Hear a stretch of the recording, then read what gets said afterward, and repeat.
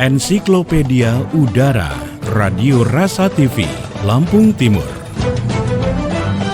Subscribe dan aktifkan tanda lonceng pada channel YouTube Radio Rasa TV dan halaman Facebook Radio Rasa TV.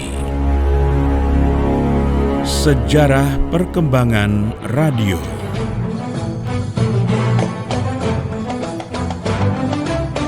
Radio adalah salah satu jenis media massa satu arah yang berperan untuk menyampaikan pesan, berita, informasi, dan hiburan kepada masyarakat dengan jangkauan luas.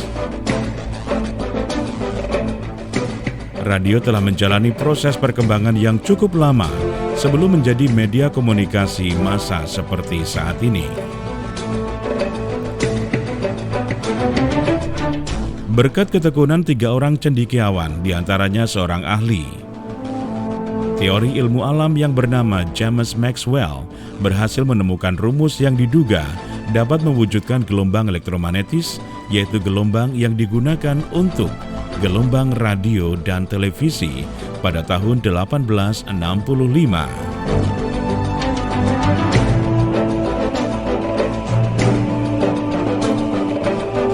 Berdasarkan teorinya bahwa gerakan magnetis dapat mengarungi ruang angkasa dengan kecepatan hampir sama dengan kecepatan cahaya, yaitu 186.000 mil per detik. Teori Maxwell ini dibuktikan oleh Heinrich Hertz pada tahun 1884, tetapi baru digunakan untuk tujuan praktis oleh Guglielmo Marconi, di mana Marconi telah dapat mengirimkan tanda-tanda tanpa kawat melintasi Samudra Atlantik. Perkembangan radio sebagai media massa lalu berkembang di beberapa negara. Diawali di Amerika Serikat dengan pengembangan penemuan Marconi oleh Dr. Lee De Forest pada tahun 1906. Karena itu pula lah ia dijuluki The Father of Radio. Sejak saat itu, radio di Amerika Serikat mulai mengalami perkembangan yang pesat. Pada bulan Maret 1923, telah berdiri 556 stasiun radio. Baru pada tahun 1926,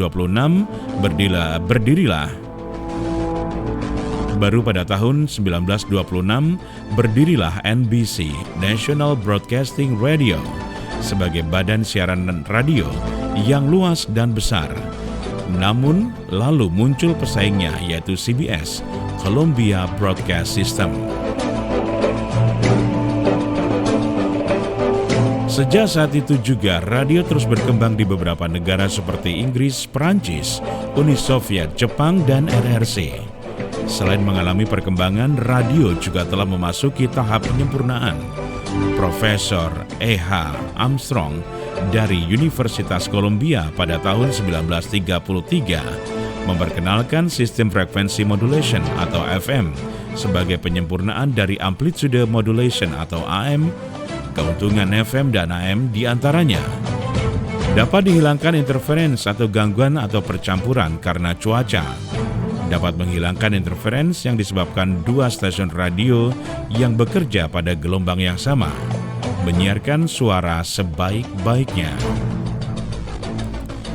Di antara media yang ada seperti televisi dan media cetak, radio memiliki beberapa keunggulan di mana dapat diakses secara mudah. Tidak diperlukan keterampilan khusus dari khalayak yang ingin dituju, seperti keterampilan membaca karena radio merupakan media imajinatif. Selain itu, masyarakat dapat mendapatkan informasi dengan cepat dari radio dengan biaya murah.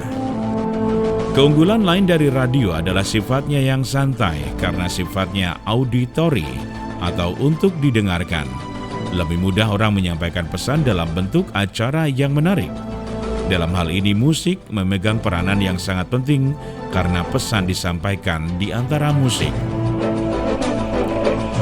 Adapun kekurangan dari media massa ini adalah tidak bisa dilihat sehingga merupakan media sekilas atau selintas, hanya sekali didengar dan tidak bisa diulang.